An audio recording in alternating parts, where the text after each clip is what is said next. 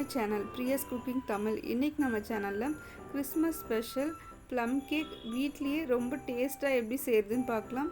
வீடியோவை ஸ்கிப் பண்ணாமல் கடைசி வரைக்கும் பாருங்கள். ஃபஸ்ட்டு இந்த கேக் செய்கிறதுக்கு ட்ரை ஃப்ரூட்ஸ் நட்ஸ் எல்லாத்தையும் சோக் பண்ணிக்கலாம்.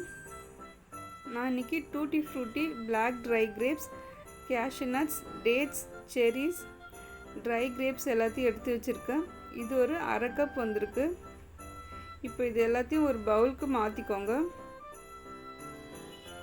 இப்போ இந்த ட்ரை ஃப்ரூட்ஸ் எல்லாத்தையும் நான் ஆரஞ்சு ஜூஸில் சோக் பண்ண போகிறேன். உங்கள்கிட்ட கிரேப் ஜூஸ் இருந்தால் அதுலேயும் சோக் பண்ணிக்கலாம். இப்போ ட்ரை ஃப்ரூட்ஸ் எல்லாம் மூழ்கிற அளவுக்கு ஜூஸ் ஊற்றிக்கோங்க. இப்போ இந்த அளவுக்கு ஜூஸ் ஊற்றுனதுக்கப்புறம் இதை நல்லா கலந்து விட்டுக்கோங்க. இப்போ இது ஒரு 4 to 5 hours நல்லா சோக் ஆகணும். இது ஒரு 5 hours ஆயிருக்கு. ட்ரை ஃப்ரூட்ஸ் எல்லாம் நல்லா சாஃப்டாக சோக் ஆகி வந்திருக்கு. இப்போ இதை தனியாக எடுத்து வச்சுக்கலாம். இப்போ இந்த கேக்குக்கு சுகர் கேரமல்ஸ் ரெடி பண்ணிக்கலாம். அதுக்கு ஒரு பேனில் அரை கப் சர்க்கரை சேர்த்துக்கோங்க. சர்க்கரை நல்லா மெல்ட்டாக விட்டுருங்க. கேஸ் ஃப்ளேம் சிம்லேயே இருக்கட்டும். இதுக்கு தண்ணி எதுவும் சேர்க்கக்கூடாது, அதுவே நல்லா கரைஞ்சி வரும். அப்பப்போ இந்த மாதிரி கலந்து விட்டுட்டே இருங்க. இப்போது சர்க்கரைலாம் நல்லா கரைஞ்சி வந்திருக்கு. கலரும் மாற ஆரம்பிச்சிருக்கு. இது ஒரு தேன் கலரில் வரணும். இந்த அளவுக்கு நல்லா வந்ததுக்கப்புறம் இதில் கொஞ்சம் கொஞ்சமாக சுடு தண்ணி சேர்த்துக்கோங்க. கொஞ்சம் கொஞ்சமாக சேர்த்துக்கோங்க, கையிலே தெரிக்கும். அரை கப் அளவுக்கு சுடு தண்ணி சேர்த்துக்கோங்க. தண்ணி சேர்த்துட்டு இந்த மாதிரி நல்லா கலந்து விட்டுட்டே இருங்க. இப்போ நல்லா டார்க் ப்ரௌன் கலரில் வந்திருக்கு. சுகர் கேரமலைஸ் ஆகிடுச்சு.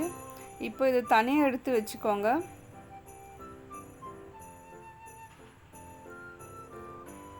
இப்போ ஒரு மிக்ஸி ஜார் எடுத்துக்கோங்க.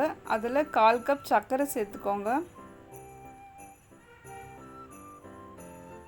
இது கூட ஸ்பைசஸ் சேர்த்துக்கோங்க. 2 ஏலக்காய், 2 பட்டை, 2 லவங்கம் சேர்த்துக்கோங்க. இப்போ இதை நல்லா பவுடராக அரைச்சி எடுத்துக்கோங்க.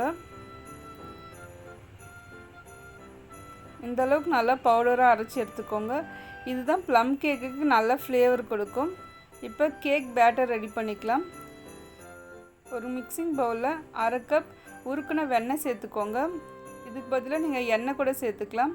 ஒரு முட்டை உடச்சி ஊற்றிக்கோங்க. 1 ஸ்பூன் வெனிலா எசன்ஸ் சேர்த்துக்கோங்க. இப்போ இது எல்லாத்தையும் ஒரு விஸ்க் வச்சு நல்லா பீட் பண்ணிக்கோங்க. இந்த அளவுக்கு நல்லா பீட் பண்ணதும் இதில் அரைச்சி வச்ச சர்க்கரையை சேர்த்துக்கோங்க.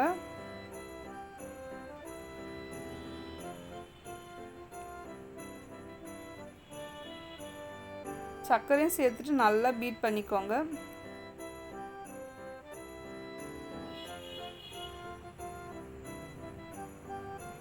இப்போ இது எல்லாம் நல்லா பீட் ஆனதுக்கப்புறம் சோக் பண்ண ட்ரை ஃப்ரூட்ஸை இது கூட சேர்த்துக்கோங்க. ட்ரை ஃப்ரூட்ஸ் சேர்த்துட்டு நல்லா கலந்து விட்டுருங்க. இப்போ இதில் ரெடி பண்ண சுகர் கேரமலைஸை சேர்த்துக்கோங்க. இதுதான் கேக்குக்கு நல்ல கலர் கொடுக்கும். இப்போ இதில் 1 கப் மைதா சேர்த்துக்கோங்க. 1 ஸ்பூன் பேக்கிங் பவுடர், அரை ஸ்பூன் பேக்கிங் சோடா சேர்த்துக்கோங்க. இப்போ இது எல்லாத்தையும் நல்லா சலிச்சு எடுத்துக்கோங்க. நல்லா கட்டி இல்லாத மாதிரி சலிச்சு எடுத்துக்கோங்க. இப்போ இதெல்லாம் நல்லா சலிச்சதுக்கப்புறம் நல்லா கலந்து விட்டுக்கோங்க.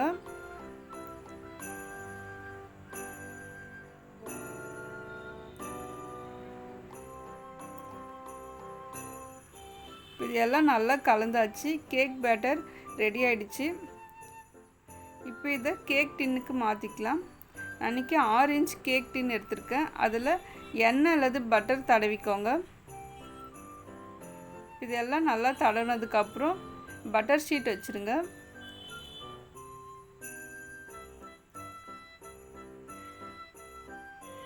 இப்போ கேக் டின்னோட ஓரத்துலேயும் பட்டர் ஷீட் வச்சுருங்க. அப்போ தான் கேக்கு நல்லா ஒட்டாமல் இருக்கும். இப்போ எல்லாத்தையும் நல்லா வச்சதுக்கப்புறம் ரெடி பண்ண கேக் பேட்டரை கேக் டின்னில் ஊற்றிக்கலாம்.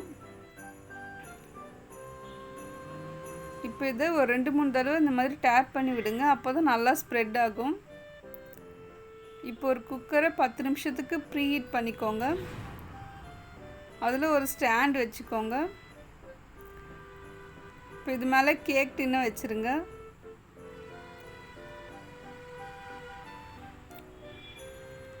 இப்போ இதை க்ளோஸ் பண்ணிவிட்டு ஒரு 10 நிமிஷம் பேக் பண்ணுங்கள்.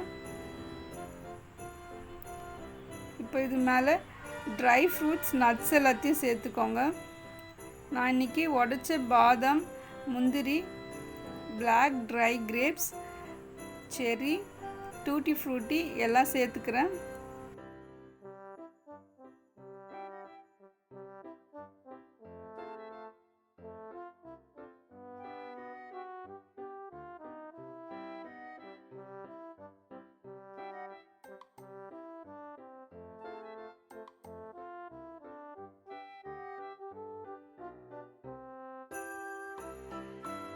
இப்போ இது எல்லாத்தையும் சேர்த்துட்டு குக்கர் மூடி போட்டு ஒரு 40 to 45 மினிட்ஸ் பேக் பண்ண விட்டுருங்க.